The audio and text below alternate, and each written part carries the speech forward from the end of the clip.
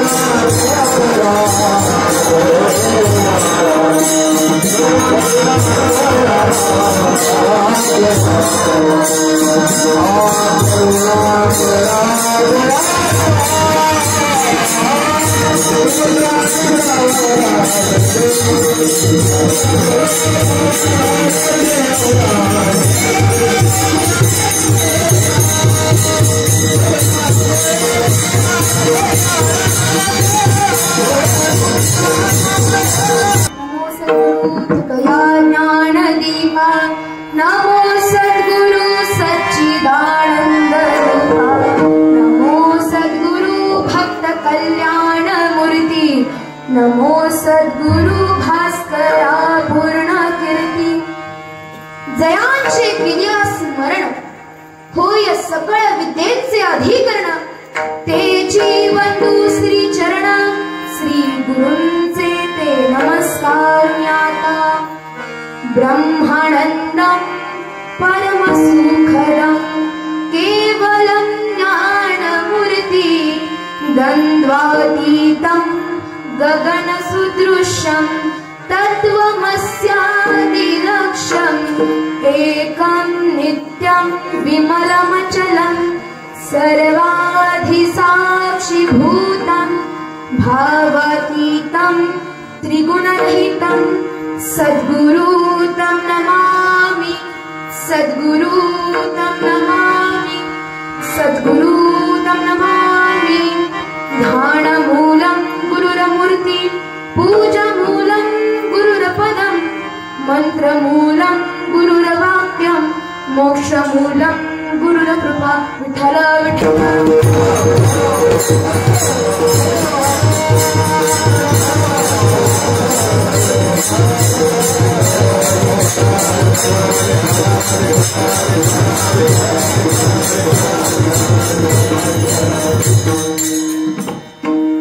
भक्त ऐसे जाना जे देही उदास गेले आशा पाश निवारणी विषय त्यांचा झाला नारायण नावडे जंधण माता पिता निर्वाणी गोविंद असे मागे पुढे काहीच साकडे पडून दे विषय तो त्यांचा झाला नारायण नावडे जंधण माता पिता तुका म्हणे सत्य कर्मा भावे साह्य घातली अभय नरका जाणे विषय तो त्यांचा झाला नारायण नावडे जंधण माता पिता। प्रस्तुत प्रसंगी प्राप्त सेवेसाठी घेतलेला अभंग या भागवत धर्माचा कळस म्हणून शोभणारे असे सुप्रसिद्ध संत श्रेष्ठ जगतवंदे जगद्गुरु श्री संत तुकोबराय यांचा गाथ्यातील 4 चरणांचा आणि सर्वांच्या पाठांतरातील सेवेसाठी निवडलेला आहे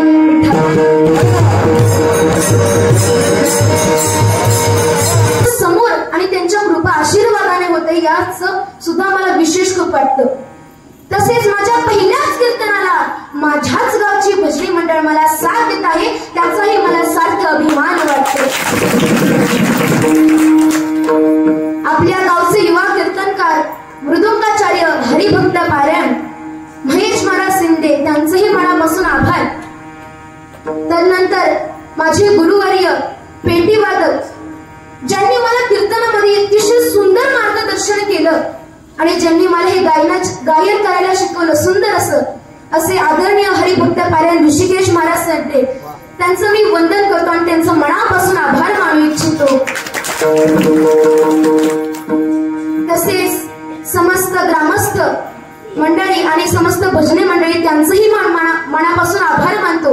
विनेकरी बाबांचेही मनापासून आभार. येथे उपस्थित असलेल्या हरिभक्त पारायण प्रतीक्षाताई लोगरे त्यांचंही मनापासून आभार. माझी बहिणाबाई हरिभक्त पारायण समताताई पाटील तिचंही मनापासून आभार. तसंच माझ्या जीवनातले प्रथम गुरु माझे आई आणि वडील माझी आई हरिभक्त पारायण वैशाली पाटील आणि माझे वडील पिंटू पाटील त्यांना मी वंदन करतो नमन करतो आणि माझ्या कीर्तनरूपी सेवेला प्रारंभ करतो. तर आता आपण अभंगाकडे वळूया. प्रस्तुत अभंगातून तुकोबराय आपल्याला सांगण्याचा प्रयत्न करतात स्पष्टीकरण देतात की ते भक्ताचं वर्णन करतात. भक्त कसा असावा किंवा भक्त कसा असतो त्याची वैशिष्ट्य काय हे संत तुकोबराय या अभंगातून आपल्याला सांगण्याचा प्रयत्न करतात. भक्त ऐसे जाणा जे देही उदास गेले आशा पाश निवारी. आणि तुकोबराय सांगतात की भक्त असा असतो की ज्याला देहाबद्दल आसक्ती नसते. अर्थातच त्याला देहाबद्दल प्रेम नसतं. अर्थातच तो देहाबद्दल उदासीन असतो आणि त्याच्या मनामध्ये कोणत्याही प्रकारची आशा नसते. मग असा भक्त की ज्याच्या मनामध्ये कोणत्याही प्रकारची आशा नाही आणि तो देहावरती उदासीन आहे त्याला देहाबद्दल आसक्ती नाहीये त्याला देहाबद्दल काहीच घेणं देणं नाहीये. आणि मग अशा भक्ताच्या मनामध्ये नेमकं काय असतं म्हणून पुढे तुकोबराय सांगतात की निर्वा विषय तो त्यांचा झाला नावडे जनधन माता पिता. आणि अशा या भक्ताला ज्याच्या मनामध्ये कोणत्याही प्रकारची आशा नाही की जो देहाबद्दल आसक्त नाही तो देहाबद्दल उदासीन आहे त्याला देहाबद्दल काही घेणं देणं नाही. आणि अशा भक्ताला माता पिता जनधन हे आवडत नाही. का? कारण की त्याचा विषय फक्त नारायण असतो. मग अशा भक्ताला जर माता पिता आवडत नसेल जनधन आवडत नसेल आणि त्याचा जर विषय फक्त नारायण असेल आणि जर तो भक्त जर संकटात सापडला तर त्याला कोण वाचवायला गेलो महाराज त्याच्या मागे पुढे कोण असेल. तर पुढे तुकोबराय सांगतात की निर्वाणी गोविंद असे मागे पुढे काहीच सागडे पडोन देईन.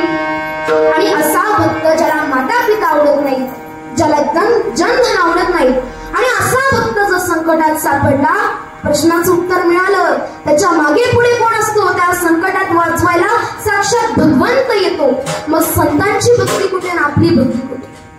आणि पुढे शेवटला तुकोबराय सांगतात की तुका म्हणे सत्य कर्म भावे साह्या घातली अभय नरका जाणे. आणि तुकोबराय आपल्याला शेवटला सांगतात की तुम्ही सत्य कर्म करा नाहीतर तुम्ही नरकात जाणार आहात. आणि जर तुम्ही सत्य कर्म केलं नाही आणि सत्य करणाऱ्याचं सहाय्य केलं नाही तर तुम्ही नरकात जाणं हे अटळ. हा झाला अभंगाचा सरळ आणि सोपा भावार्थ.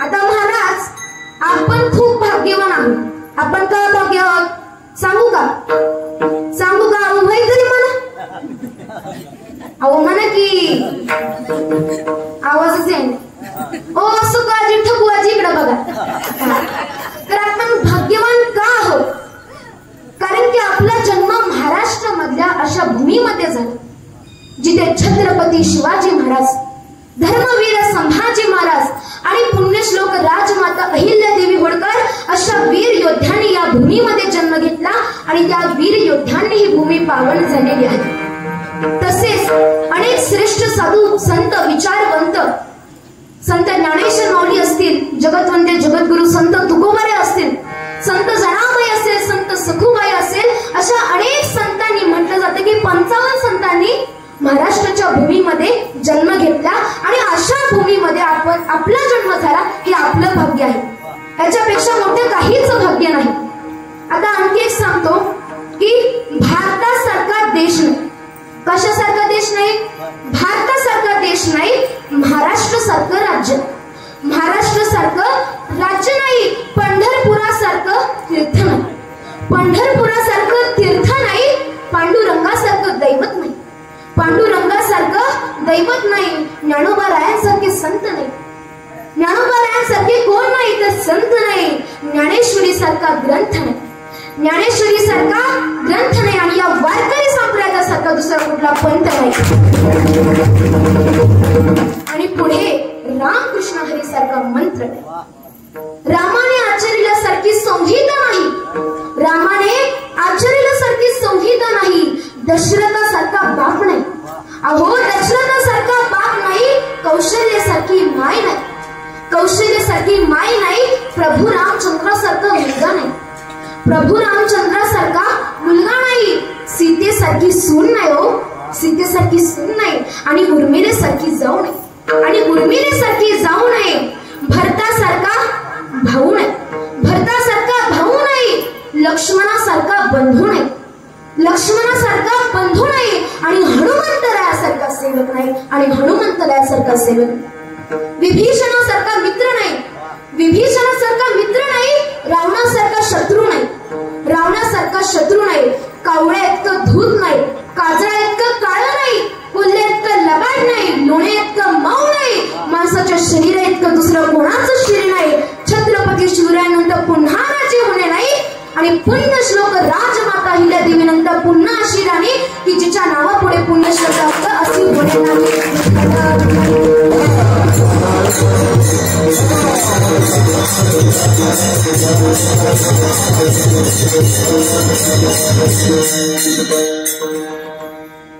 आता तुम्हा सर्वांनी ते बसलेल्या बऱ्यापैकी 12 ज्योतिर्लिंग माहित असतील माहितीये ना आणि त्यातलं एक ज्योतिर्लिंग म्हणजे काशी विश्वनाथ आणि त्याचं अधिष्ठान किंवा मंदिर हे आपल्या गावामध्ये आहे बरोबर आणि या 12 जे आहेत त्याचा जीर्णोद्धार पुण्यश्लोक राजमाता अहिल्यादेवीने केला आणि आज मी भक्तावर बोलणार आहे आणि त्या सुद्धा कोण होत्या भक्तच होत्या पण कसल्या भक्त होत्या शिवभक्त होत्या तुम्ही त्यांचा कधी फोटो पाहिला असेल तर त्यांच्या हातामध्ये काय असतं शिवशंकराची पिंड असते अर्थातच काहीतरी तर त्या शिवभक्त होत्या आणि आज मी भक्तावरच बोलणार आहे ज्या काळामध्ये स्त्री फक्त चूल पाहायची ज्या काळामध्ये स्त्री फक्त मूल पाहायची ज्या काळामध्ये स्त्री पुरुषाचा पायदा होती अशा काळामध्ये जिने 29 वर्ष राजकारभार केला आणि जी जागतिक महिला कीर्ती अशी उभ्या जगाने नोंद घेतली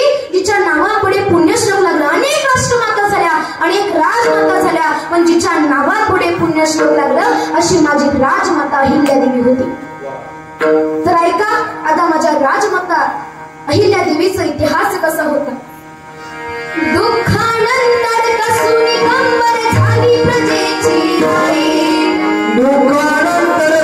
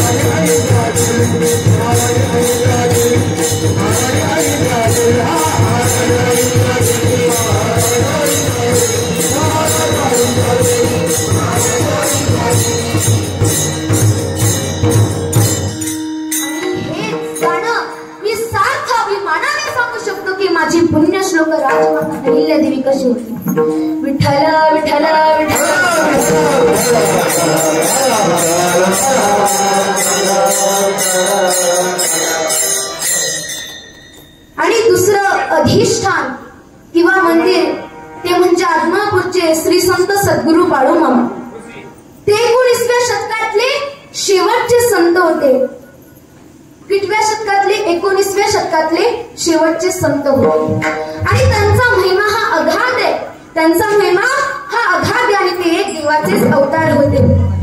अनाथाचा तो पालन करता भक्ताचा हाय आधार. अनाथाचा तो पालन करता भक्ताचा हाय आधार. आदमापूरचा बाळूमामा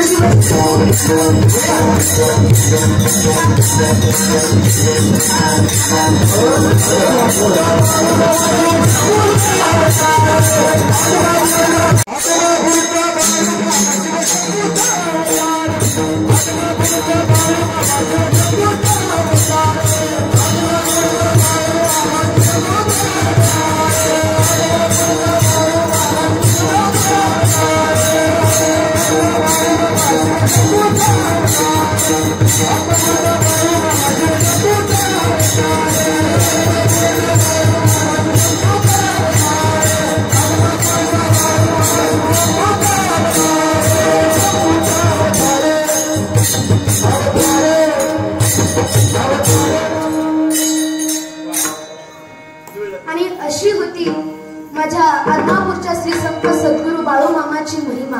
विठ्ठल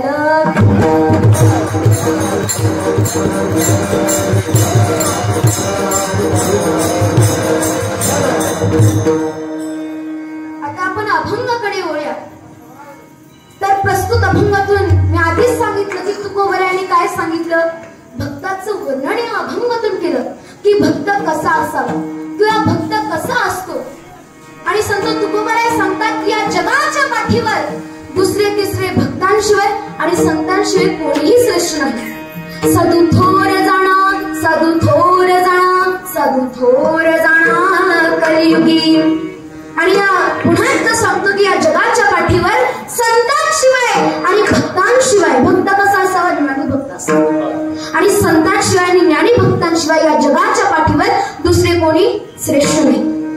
आणि म्हणून मानवी जीवनाला मार्गदर्शन मिळावे, जो मार्ग संतांनी स्वीकारला तो मार्ग आपल्याला स्वीकारायचा असेल तर प्रथमतः आपल्याला काय करावं लागेल, संतांची संगत करावी लागेल. का करावी लागेल तर संतांच्या संगती म्हणून मार्गगती, संतांच्या संगती म्हणून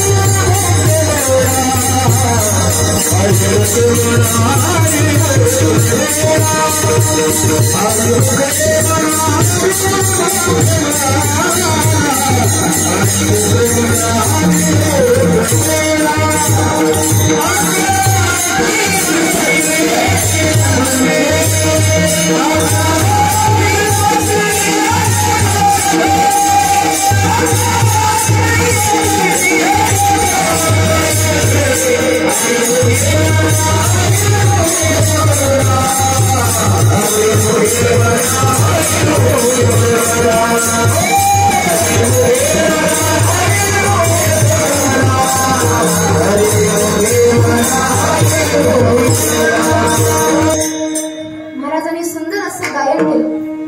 आणि म्हणून प्रथमतः आपल्याला जर सत्याचा मार्ग स्वीकारायचा असेल की जो संतांनी स्वीकारला तर प्रथमतः आपल्याला कोणाची संगती करावी लागेल, दारुड्याची का संतांची, संतांची करावी लागेल. मग संतांची संगत केल्यानंतर फक्त संगत नाही करायची तर ते जे वचन सांगतात ते ऐकायचे, पण ऐकण्यापेक्षा कर्मात आणणे हे सर्वात महत्वाचे.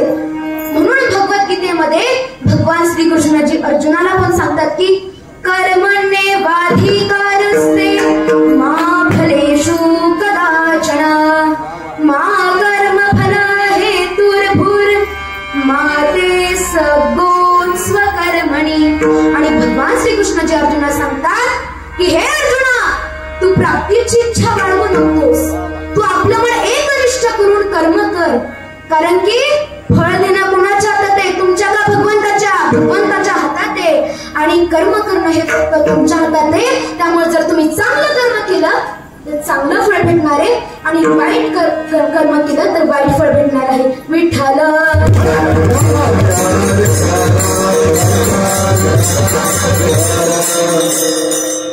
आणि हीच गोष्ट संत ज्ञानेश्वर माऊली आपल्याला ज्ञानेश्वरीमध्ये सांगतात की तू योगयुक्त होऊनी फळांचा संग सांडुनी मग अर्जुना चित्त देऊनी करी कर्मे. आणि संत ज्ञानेश्वर माऊली पण हेच सांगतात की कर्म करणं अतिशय महत्वाचं आहे. आणि विचार करा की या भूमीमध्ये, या जगाच्या पाठीवरती जर संतांनी जन्म घेतला नसता तर काय अवस्था झाली असती हो. आग लगी आकाश में झिरझिर बरसे अंगार, आग लगी आकाश में झिरझिर बरसे अंगार, अगर संत न होते जगत में तो जल मरता संसार जल. म्हणजे काय, या जगाच्या पाठीवर संतांनी जर जन्म घेतला नसता तर या जगाची परिस्थिती अतिशय हालाकीची, अतिशय वाईट झाली असती, कोणाच एकोप्याने राहिलं नसतं. विठ्ठल.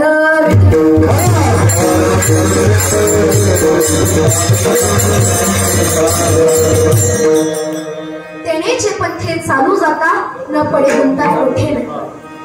आणि अशा संतांनी भक्तांनी ज्ञानी भक्तांनी म्हणजे ज्ञानी भक्त हे संत होते.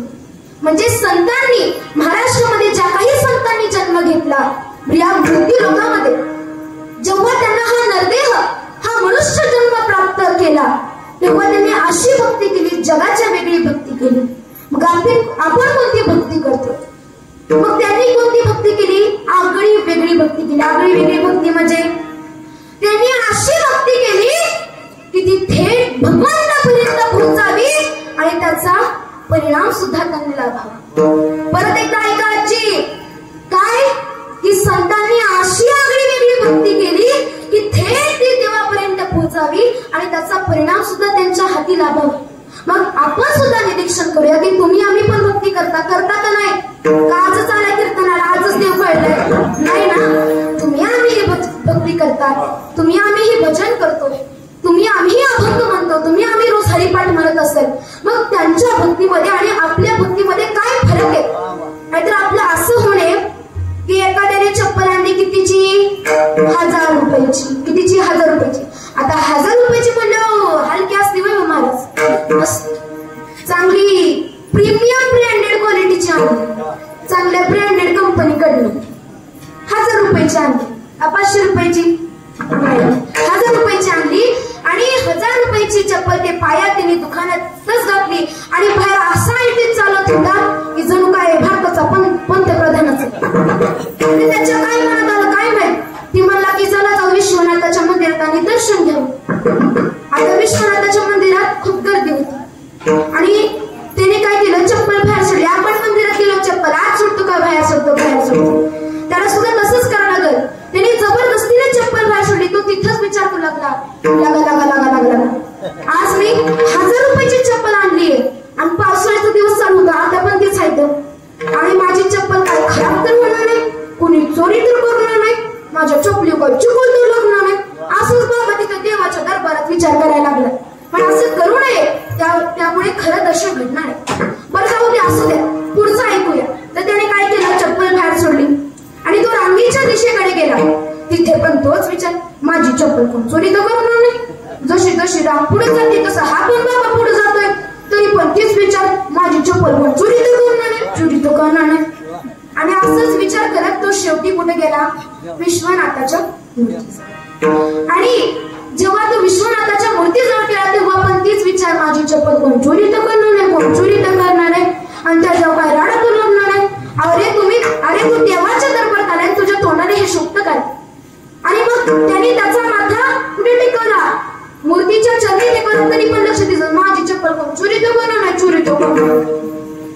आणि जर त्याचा माथा देत आहे पण जर लक्ष जर त्या चपलीपाशी असेल तर खरंच घडेल का देवाचं दर्शन? नाही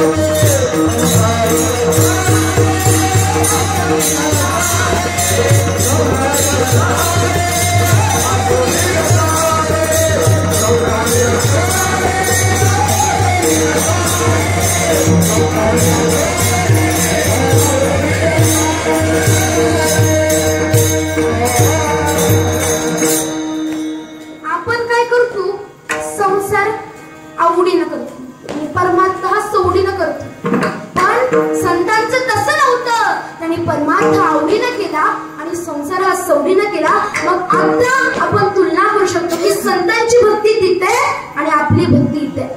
जर या देवाच्या दरबारात आल्यानंतर जर आपलं लक्ष जर दुसरीकडे जात असेल तर हे आपलं दुर्भाग्य आहे. म्हणून संत नामदेव राय अभंग म्हणतात की उडाले पक्षीने उडाले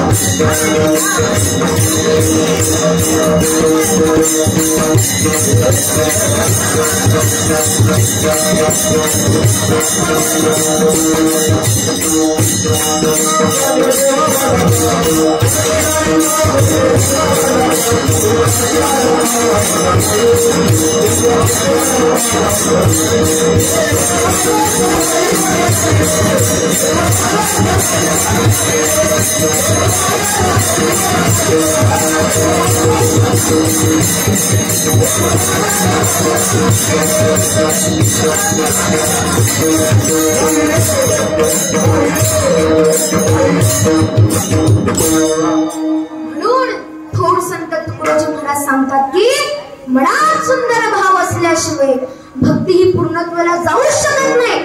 अर्थातच भक्ती होऊ शकत नाही. आणि जर आपली भक्ती पूर्णत्वाला जात नसेल, आपली भक्ती जर पूर्ण होत नसेल तर आपण भक्त होऊ शकत नाही. आपण जर भक्त नाही बनलो तर आपल्याला भगवंताची प्राप्ती होणार नाही. आणि जर आपल्याला भगवंताची प्राप्ती नाही झाली तर आपल्या जीवनाला काय अर्थ आहे जगण्याचा?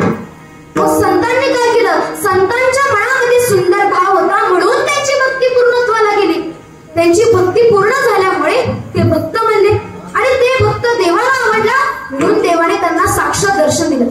कबीराचे शेले कोण विणले? भगवंताने. सुदामाचे पोहे कोण खाल्ले? भगवंताने. गोरोबाची मडकी कोण घडवली? भगवंताने. चोखोबाची गुरे कोण राखली? तर भगवंताने. जर भगवंत भक्ताचा अंकित होत असेल, अंकित म्हणजे काय? दास.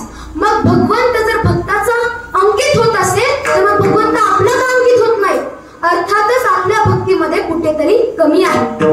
आता संतांनी काय केलं? ज्ञानी भक्तांनी काय केलं की भगवंताला कुठे जागा दिली? इथे नाही दिली, इथे नाही दिली, इथे नाही दिली, इथे नाही दिली, इथे नाही दिली. मग कुठे जागा दिली? इथे जागा दिली. कुठे? हृदयामध्ये जागा दिली.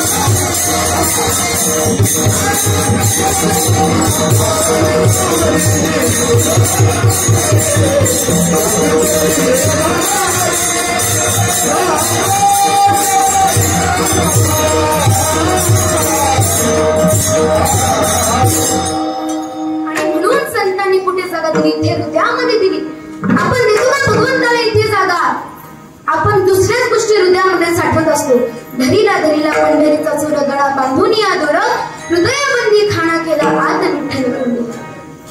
धरीला पंढरीचा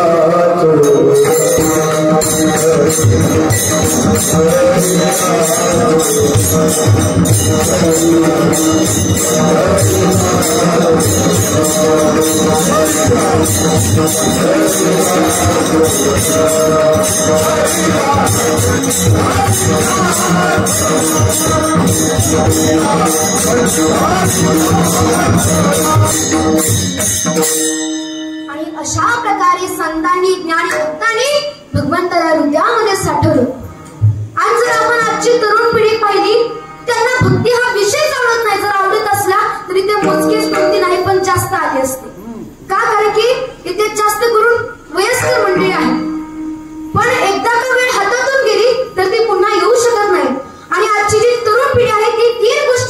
प्रकारे गेलेली आहे. पहिली म्हणजे मोबाईल, मोबाईल. दुसरे म्हणजे व्यसन, तिसरे म्हणजे फॅशन. आणि आता पहिला विषय आपण बोलूया मोबाईल. आजकालच्या तरुण पिढीला इतका मोबाईल आवडतो की तिथं नाक्यावरती आणखी 12 वाजेपर्यंत 1 वाजेपर्यंत मोबाईल बघत बसते. असं व्यसन लागलं आहे त्यांना मोबाईलचं. आणि त्यांना वाटतं की मोबाईल शिवाय जीवनामध्ये काहीच नाही. असे नाही रे, भगवंताशिवाय जीवनामध्ये काही नाही, संतांशिवाय जीवनामध्ये काय नाही. आणि दुसऱ्या गोष्टी म्हणजे ते म्हणजे फॅशन. आजकाल अशी फॅशन आहे की छोटे कपडे घातले वाटतं स्टँडर्ड, एकदम स्टँडर्ड. पण तसं नाही रे बाळा. अरे जर शॉर्ट कपडे घातलेली फॅशन असली असती तर आनंदीबाई जोशी ही भारताची पहिली डॉक्टर झाली नसती. आणि तिसरी गोष्ट ती म्हणजे व्यसन. मी जेव्हा आपण शाळेच्या बाहेर जात असतो तेव्हा आम्हाला एक बाटली दिसते लाल लाल, माहित असेल की तुम्हाला, स्टिंग. नवीनच खुळ आले काय माहित, मला माहिती. जिथं जाईल तिथं तीच बाटली. काय माहित कसलं व्यसन लागले. दारूपेक्षा गोड लागते की काय मला माहित नाही, मी ना टेस्ट केली. आणि जर अशी अवस्था जर पोरांची असेल आजकालच्या तर त्यांचं भविष्य कसं व्हायचं, त्यांचं आयुष्य कसं व्हायचं.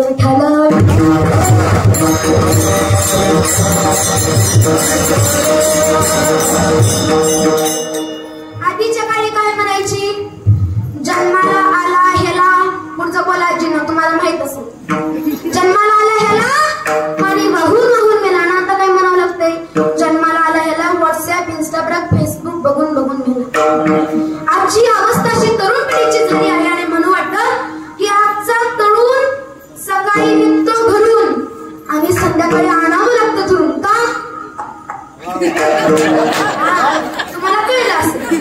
मग अशी जर त्यांची जर परिस्थिती असेल एवढ्या छोट्या वयात तर कसं त्यांचं भविष्य होतं, कसं त्यांचं आयुष्य व्हायचं. अगोदरच्या काळी जर लेकरू रडायला लागलं, राई त्यांना काय द्यायची, खायला द्यायची, मुराशी कवटायची, लाडाने खेळवायची. आजची माता काय करते, बाळ रडायला लागलं की हे घर मोबाईल, आणि कसलं तर माकडाचा व्हिडिओ लावून देते, मला माहिती. आणि जर आजची आई जर आजची आई जर मुलांना जर स्वतः करून मोबाईल देत असेल तर तरुण पिढीची अवस्था कशी होईल तुम्हीच विचार करा. आणि वरून आई दुसऱ्यांना सांगते की माझे लेकरू मोबाईल शिवाय जेवतच नाही, त्याला करमतच नाही. आणि वरून सांगते की मला जेवढं मोबाईल मधलं कळत नाही तेवढं माझ्या लेकराला कळतं, मला जेवढं युट्यूब मधलं कळत नाही, मला जेवढं इंस्टाग्राम मधलं कळत नाही तेवढं माझ्या पोराला कळतं. अरे आजच्या मातीने काय म्हणावं, जेवढं मला अध्यात्मातलं कळत नाही तेवढं माझ्या मुलाला अध्यात्मातलं कळतं. जेवढं भगवंताचं नामस्मरण घेत नाही तेवढा माझा मुलगा नामस्मरण करतो. अशा आजच्या आईने घडा वाटतं. आणि जर याची उलटी परिस्थिती आज चालू आहे आणि जर ही अशीच चालू राहिली तर ही तरुण पिढी बिघडल्याशिवाय राहणार नाही. तुमची म्हातारपणीची सोय होणार नाही, तुमची सोय वृद्धाश्रमात होणार आहे. त्यामुळे यासाठी तुम्हाला तुमच्या मुलावरती संस्कार करणं अतिशय गरजेचं आहे. तुम्हाला काय वाटतं की इंटरनॅशनल इंग्लिश मीडियम स्कूलमध्ये टाकलं म्हणजे माझा मुलगा सुशिक्षित झाला, पण तसं नाही. संतांनी सुशिक्षितची वाक्य काय सांगितलेली आहे की ज्याला शिक्षण पण आहे, ज्याला संस्कार पण आहे आणि ज्याला अध्यात्म पण आवडतं तो खरा सुशिक्षित म्हणून या समाजामध्ये वावरू शकतो.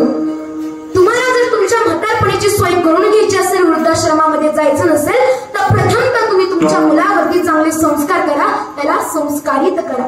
त्याशिवाय तुमच्या मुलाचं भविष्य घडणार नाही. आपुल्या ऐकता जो असेल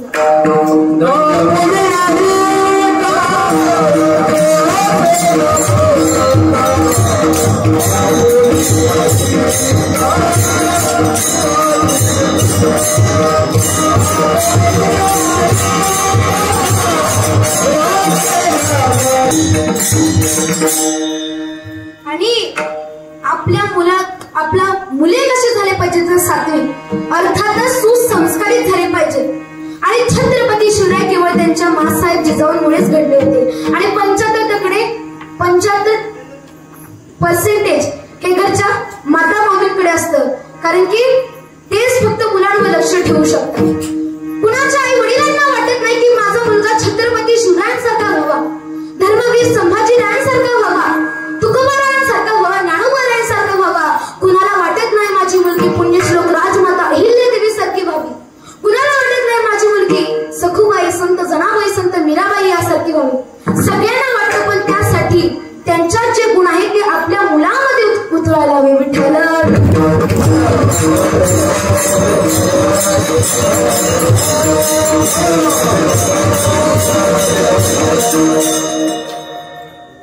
आणि 16व्या वर्षी छत्रपती शिवरायांनी स्वराज्याची स्थापना केली. कशाची स्थापना केली?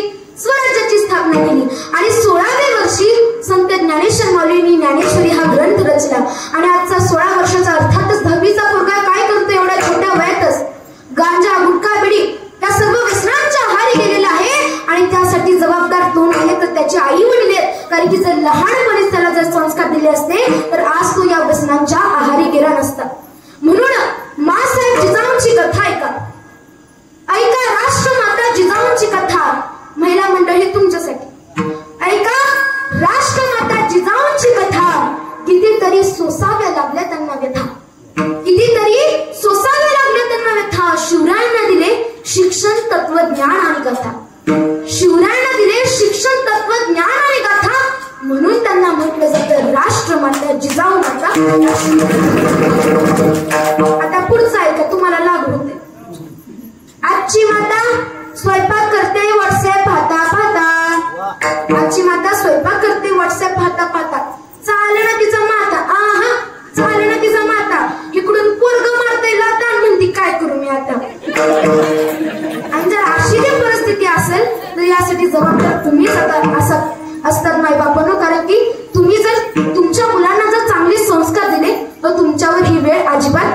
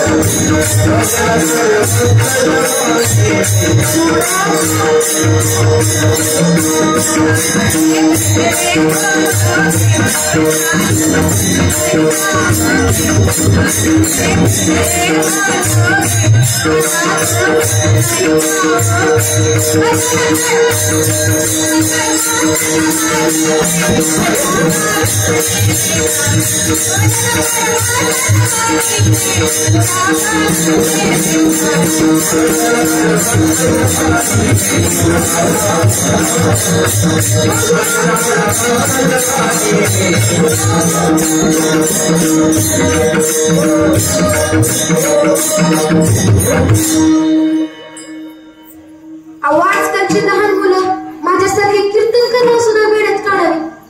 आता एक दृष्टांत सांगतो. एक जग्गू महाराज होतं. कोणतं महाराज? जग्गू महाराज. आणि त्यांचं कीर्तन चालू होतं. आता जग्गू महाराज हुडकायला जाऊ नका, फक्त समजून घ्या. आता जग्गू महाराजांचं कीर्तन होतं. कीर्तन संपलं आणि त्यांच्याकडे मुलगा आला. त्याचं नाव काय होतं? पप्या. मोठ्या पप्या नाही, छोट्या पप्या. आणि पप्या आला त्यांच्याकडे. महाराज म्हणला तुमचं चरण आमच्या घराला लागू द्या, चरण स्पर्श होऊ द्या आमच्या घराला. महाराज म्हणले चला. आणि अतिशय कडाकीचं ऊन होतं. महाराजांचा गळा बसा सुकलेला होता.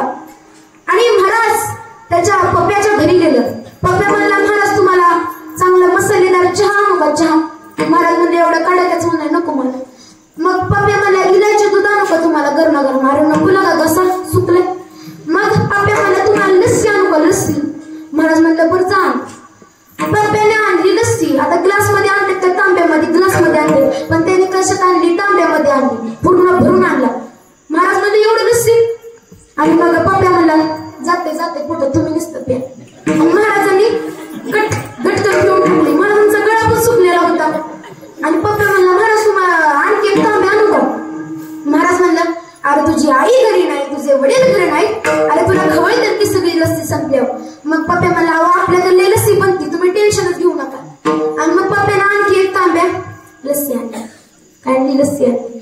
आणि महाराजांनी ती लस्सी सुद्धा पिऊन टाकली. तोवर त्याची आई आली. आई म्हणाली ए गाबड्या पप्या, ए पप्या इकडे लक्ष दे, मी सांगितलेलं काम केलं का. पप्या म्हणला अगं तीच करतो. मग महाराजांनी पप्पाला विचारलं काय रे पप्पा तुझ्या आईनं कोणतं काम सांगितलं जी तू आता करतोय. पप्पा म्हणला काल त्या लस्सीतून मुद्रा मेलेली होती, ती लस्सी कुठं थांबवायची होती आणि कसं अन्न हे पूर्ण ब्रह्म त्यामुळे तुम्हाला दिलं. आणि महाराजांनी रागाने काढला त्या आंब्याला फेकून. आणि परत पप्पा म्हणला अहो महाराज तांब्या कशा फेकून दिला चपटा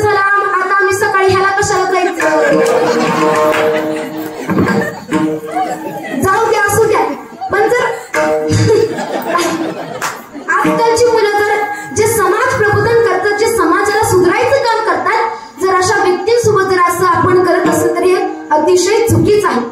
मायबापांना मी तुम्हाला एवढंच सांगतो की तुम्ही तुमच्या मुलाला कीर्तनाला आणत चला, भजनाला आणत चला, रोज अभंग म्हणायला लावत चला किंवा पाठ करायला लावत चला. रोज सकाळी तुम्ही पण त्यांच्यासोबत हरिपाठाला बसा. रोज तुम्ही सुद्धा ऍटलिस्ट एक पान तरी त्याला कोणत्या तरी ग्रंथाचं वाचायला लावा. तुमचं गाव सुधारल्याशिवाय राहणार नाही, तुमचा तालुका सुधारल्याशिवाय राहणार नाही, तुमचा जिल्हा सुधारल्याशिवाय राहणार नाही, तुमचा राज्य सुधारल्याशिवाय राहणार नाही आणि आपलं राष्ट्र सुधारल्याशिवाय राहणार नाही. जर प्रत्येकाने आपल्या घरातून सुरुवात केली तर विठ्ठल विठ्ठल.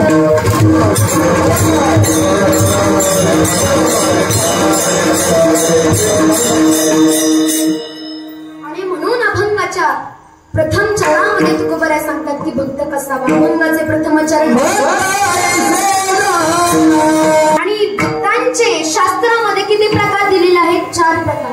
म्हणून भगवद्गीतेमध्ये लिहिलं आहे की चतुर्विधा भजन्ते माजना सुकृतिनोऽर्जुन आर्तो जिज्ञासुरर्थार्थी ज्ञानीच भरतर्षभ. आणि अशा प्रकारे शास्त्रामध्ये 4 प्रकारचे भक्त दिले आहेत. आणि त्यातला पहिला प्रकार तो म्हणजे आर्त भक्त. आता आर्त भक्ताची लक्षणं काय आहेत ते तुम्ही लक्ष देऊन ऐका.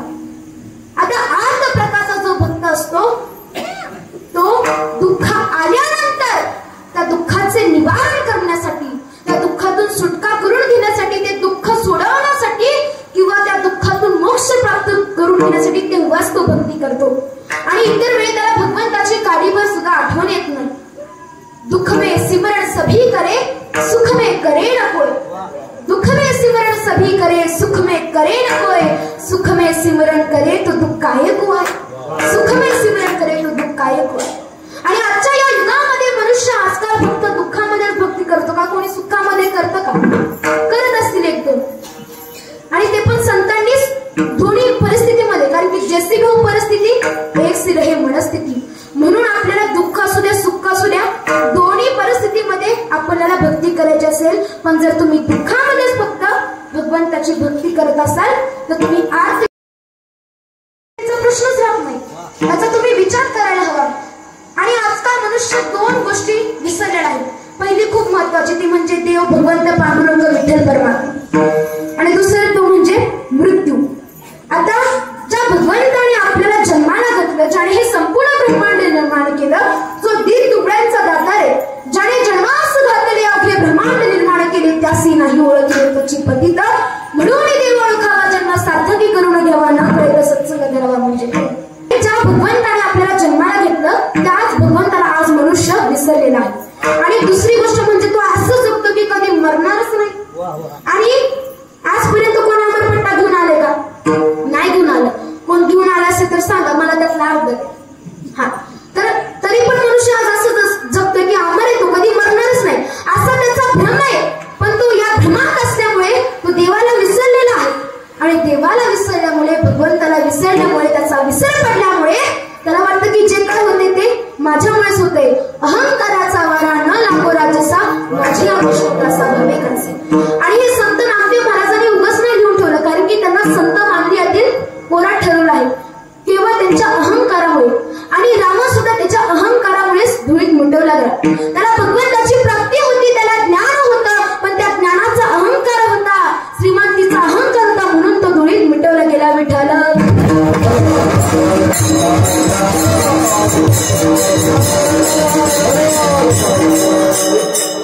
आणि एक लक्षात घ्या की भगवंताच्या शक्ती वाचून काहीच होऊ शकत नाही.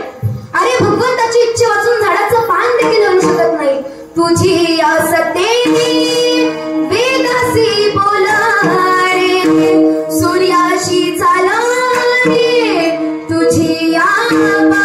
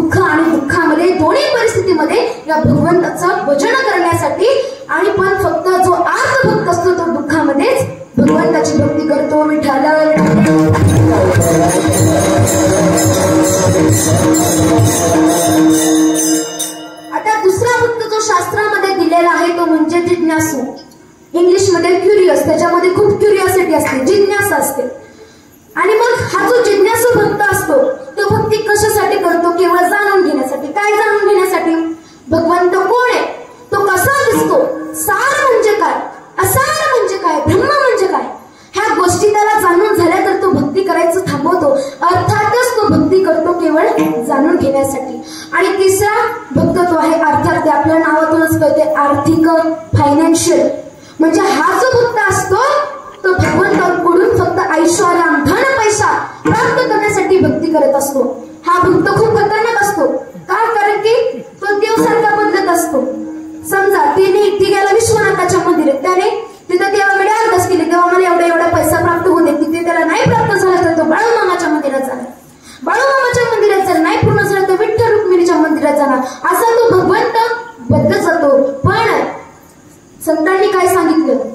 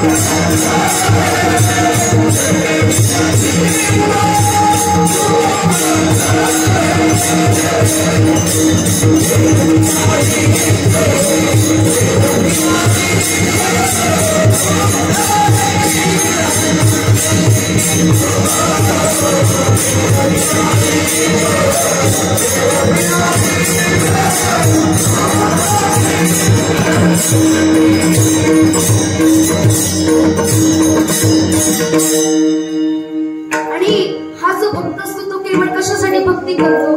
पैसा ऐश्वर्य प्राप्त करण्यासाठी.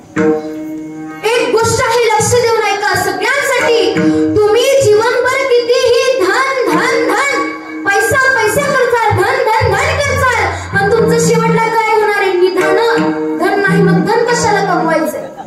आणि हे झालं आर्थिक भक्ताची लक्षण. साधी गोष्ट आहे, विचार करा. जर एखाद्या माणसाचा मृत्यू जर झाला, तो वारल्यानंतर त्याने घातलेली कपडे, त्याने घातलेली चप्पल हे घरात ठेवली जातात की बाहेर फेकली जातात? मला माहित नाही, मला अनुभव नाही. तुम्हाला आहे तर सांगा, ठेवली जातात का फेकून दिले जातात? फेकून दिले जातात. पण त्याने कमवलेला बंगला, त्याने कमवलेली फॉर्च्युनर गाडी, त्याने कमवलेली प्रॉपर्टी दिली जाते का जाऊन का कुणाला विकून? नाही दिली जात. आणि म्हणून ओळख कोणाच नसतं.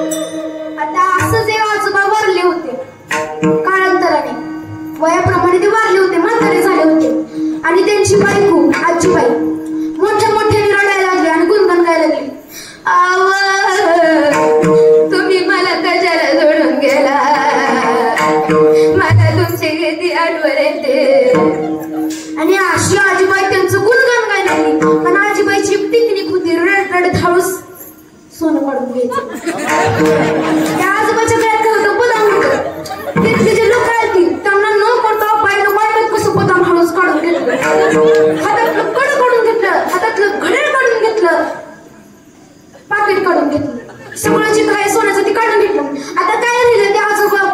असे पटका घालायचे आणि काय त्या पटक्यामध्ये त्यांचं कान झाकलं होतं आणि त्या कानामध्ये काय होतं बाळ्या उडले प्युअर सोन्याचं. आजीबाई रडत रडत विचारू लागली ह्या म्हातारीचं कुंडलं कसं काढायचं असं वया तर जाऊन येते ना सोनं. मग आजीला एक आयडिया सुटली. आजी म्हणायला लागली आव तुमचा फेटा तुमच्यावर किती चांगला दिसायचा, तुमच्या कुंडलं किती सोन्याच्या भारी चमकायचं, तुमची ती शान किती होती व असं ती म्हातारी म्हणली की दुसरी माणसं आली त्याचा पटका काढला बाळी तुडली. बाळी निघता निघत नव्हती. शेवटी त्या म्हातारीचा कान तुटला. कोणी काय म्हणलं नाही. शेवटी मेलेली डेड बॉडी होती. म्हणून नाही रे नाही कुणाचे कोणी विठ्ठल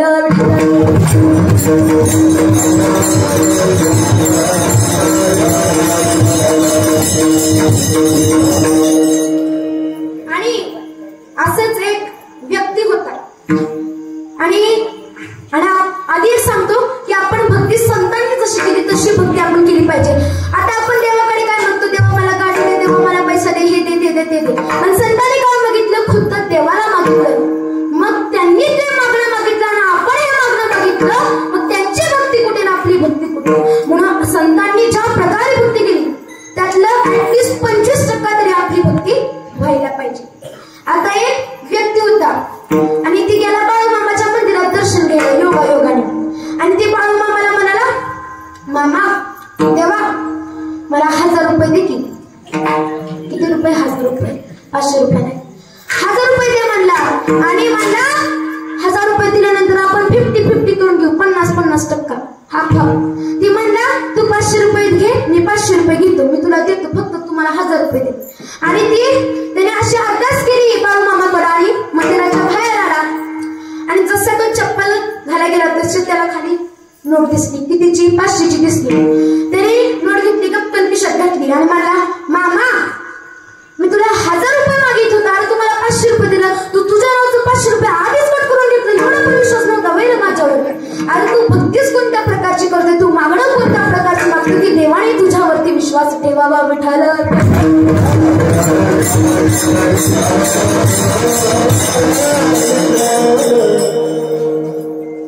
आणखी एक दृष्टांत सांगतो. स्वार्थी 3 काळी होती. इतकी काळी होती आणि इतकी काळी होती की कोळसा सुद्धा त्यांच्यापेक्षा बरा दिसावा. आणि किती तिघजण काय केली मंदिरात गेली. पहिल्याने काय मागणं मागावं देवा मला ऍटलिस्ट 6 तरी कर 6. दुसरा मला ह्याच्यापेक्षा गोर पांढर शिपट कर. तिसरा मला ह्या दोघांना माझ्यासारखं कर.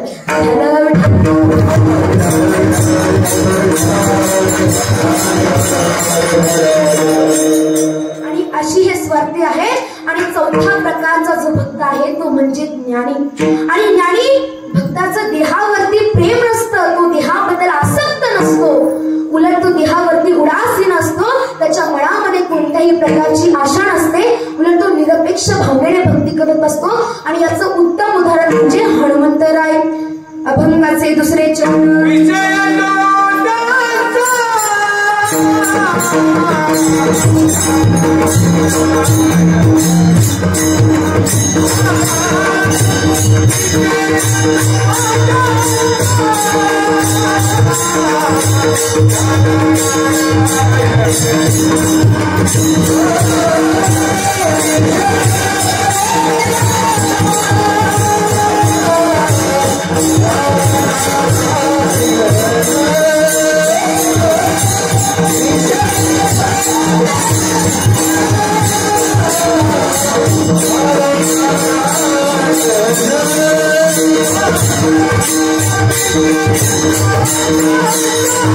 आता भक्ताचे एकदम उत्तम उदाहरण म्हणजे संत कुर्मदास. तुम्हाला माहित असते पैठणमध्ये राहणाऱ्या 22 वर्षाच्या कुर्मदासाने आईला हाक मारली, आई ये चल लवकर कीर्तनाची वेळ झालीये. आई वैतागून म्हणाली कीर्तन कीर्तन रोज कीर्तन. कोण न्यायचं रे तुला रोज कीर्तनाला? का तर कारण की कुर्मदासाला कोपऱ्यापासून हात नव्हते, गुडघ्यापासून पाय नव्हते. आणि आई म्हणाली की अरे आता तू लहान नाही राहिलास,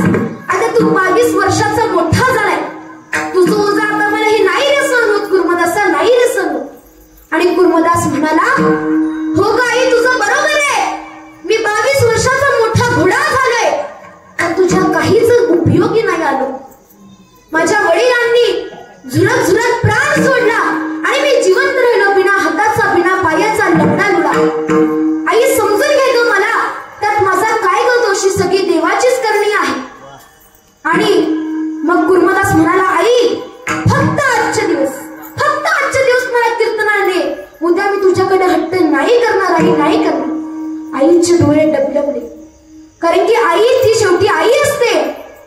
लंगुटावर असलेल्या आणि हातपाय नसलेल्या गुरुमदासाला आईने पाठीवर उचललं आणि जिथे कीर्तन चालू होतं त्या कीर्तनाच्या ठिकाणी गुरुमदासाच्या आईने गुरुमदासाला तिथे आणून सोडलं.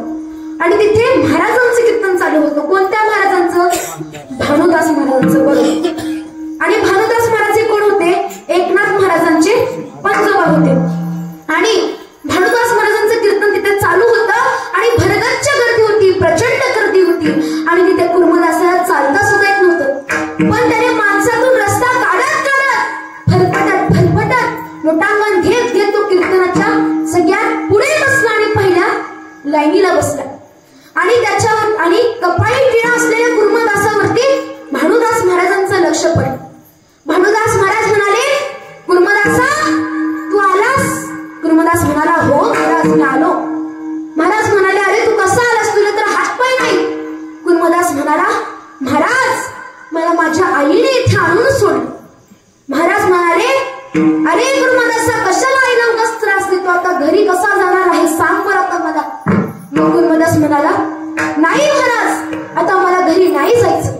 भानुदास महाराज म्हणाले, अरे वेडा झालायस की काय, आज हे शेवटचं कीर्तन आहे, काल्याचं कीर्तन आहे. आणि हे कीर्तन झाल्यानंतर आमची वाट ही पंढरीच्या दिशेकडे असणार आहे आणि तुला इथे बसून काय करणार आहेस, तुला तर घरी जावंच लागणार. मग गुरुमदास म्हणाला, महाराज माझी पण इच्छा आहे पंढरीला येण्याची, मला पण पांडुरंगाची नगरी बघायची, मला सुद्धा विठ्ठल पांडुरंग परमात्म्याचं दर्शन घ्यायचे. भानुदास महाराज म्हणाले, अरे तुला हात नाही पाय नाही, कोपऱ्यापासून हात नाही, गुडघ्यापासून पाय नाही, तू लंगडा लुडा आहेस. आणि कीर्तनाला यायला एवढ्या जवळ जर तुला आईचा आधार घ्यावा लागत असेल, जर तू आईच्या पाठीवर येत असेल तर एवढ्या लांब पंढरपूरला कसा येणार रे. मग गुरुमदास म्हणाला, महाराज तुम्ही फक्त हो म्हणा, फक्त हो म्हणा. आणि भानुदास महाराज म्हणाले, हो तू ये पंढरपूरला आमच्यासोबत. आणि रात्री वारकरी झोपलेले पाहून गुरुमदास उठला आणि त्याने स्नान केलं आणि फरफटत लोटांगण घेत घेत त्याने पंढरीचा रस्ता धरला.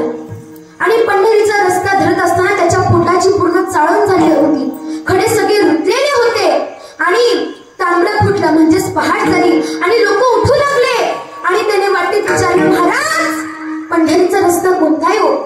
सांगितलं पुढे जा आणि तिथल्या लोकांना विचारला. असं करत करत तो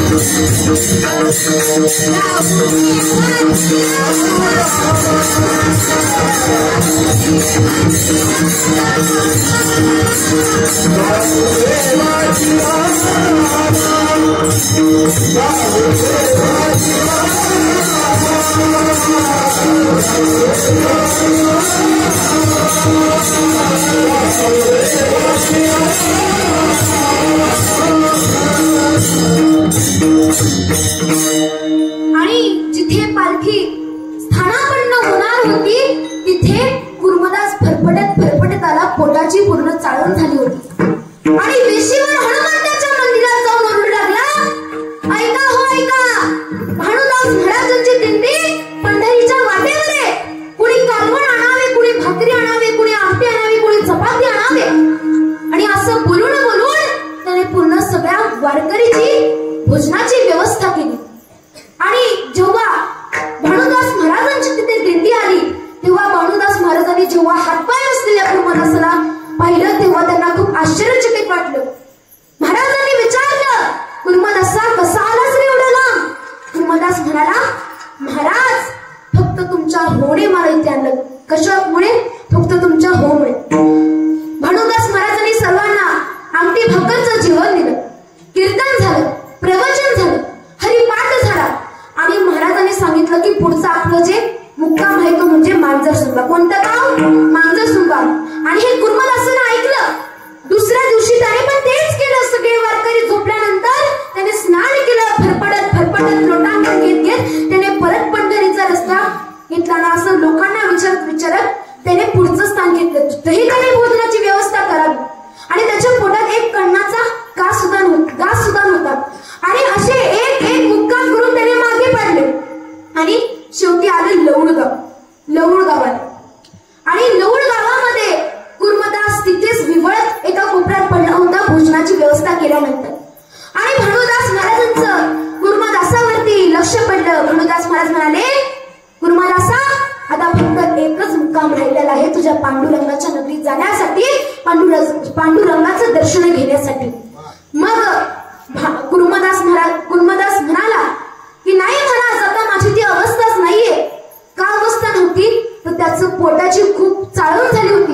अंगातून नुसतं रक्त भळाभळा वाहत होतं. पोटात खडे रुतलेले होते आणि अशा या वाईट अवस्थेत तो कुर्मदास तिथेच एका कोपऱ्यात विवळत पडला होता. आणि भानुदास महाराजांनी हे पाहून त्यांचे डोळे डबडबले आणि कुर्मदासाने भानुदास महाराजांना सांगितलं, महाराज तुमची दिंडी जाऊ द्या, मी इथेच आहे. आणि पांडुरंगाला दोनदा नमस्कार करा आणि पांडुरंगाला सांगा की कुर्मदासाचं तुमच्या दर्शन घेण्यासाठी थोडं पुण्य कमी पडलं या जन्मामध्ये. मग भानुदास महाराजांचे पाय खूप जड झाले आणि त्या जड पायाने त्यांनी ते पंढरपुरात गेले, पांडुरंगाच्या नगरीत गेले आणि तिथे त्यांनी चंद्रभागेमध्ये स्नान केलं. आणि स्नान केल्यानंतर भानुदास महाराज पांडुरंगासमोर उभा राहिले आणि तो एकमेकाकडे बघत होते. आणि त्यांच्या भानुदास महाराजांच्या डोक्यामध्ये जे काही विचार होते ते पांडुरंगापर्यंत पोहोचले. आणि पांडुरंग रखुमाईला म्हणाला, अगं रखुमाई, तू इथल्या वारकऱ्यांना दर्शन दे. मी माझ्या भक्ताला, माझ्या कुर्मदासाला भेटायला चाललोय. आणि मग पांडुरंगाने गरुडाला आज्ञा दिली आणि कुर्मदासापाशी ते गेले. आणि पांडुरंगाने पाहिलं की कुर्मदास तिथेच विवळत पडला होता, त्याचे डोळे झाकलेले होते. आणि जेव्हा पांडुरंग म्हणाले, कुर्मदासा बघ, मी तुझ्याच जागी माझं दर्शन देण्यासाठी आले, उठ ना आता तरी. कुर्मदासाने कशी तरी करून अर्धवट डोळे उघडले आणि तसंच फरफटत जखमा असताना सुद्धा, रक्त वाहत असताना सुद्धा तो तसंच फरफटत पांडुरंगाच्या इथे गेला आणि पांडुरंगाने त्याचं डोकं मांडीवरती घेतलं. मग त्याचं ध्येय काय होतं? किती का दुःख म्हणा, आता सांगितलं की भक्तांना, संतांना देहाबद्दल काही घेणं देणं नसतं. आणि पांडुरंगाने कुर्मदासाचं जे डोकं आहे ते मांडीवर घेतलं आणि तिथेच कुर्मदासाने आपला प्राण सोडला. आणि पुढे पांडुरंग सावतामाळीला भेटायला गेले. सावतामाळी कांदा मुळा भाजी अवधी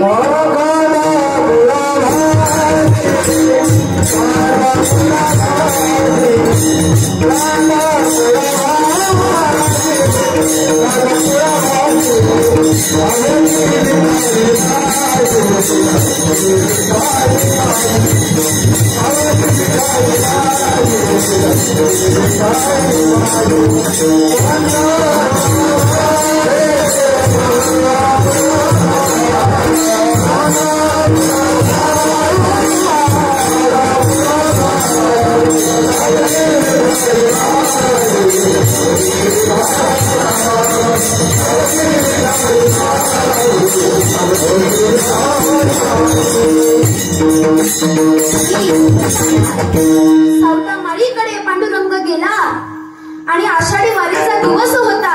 पांडुरंगाला सावतामाळीला भेटायचं होतं. पांडुरंग सावतामाळीला म्हणाला, तिथे पंढरपुरामध्ये ज्ञाना आणि नामा तिथे आले असतील, ते आता तिथे शोधत असतील आणि आता ते इथेच असतील. आता मी कुठे लपू, सांग ना मला.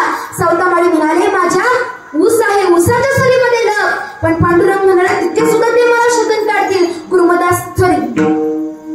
सावतामाळी म्हणाले की माझ्या विहिरीमध्ये लप. पांडुरंग म्हणाला, तिथे सुद्धा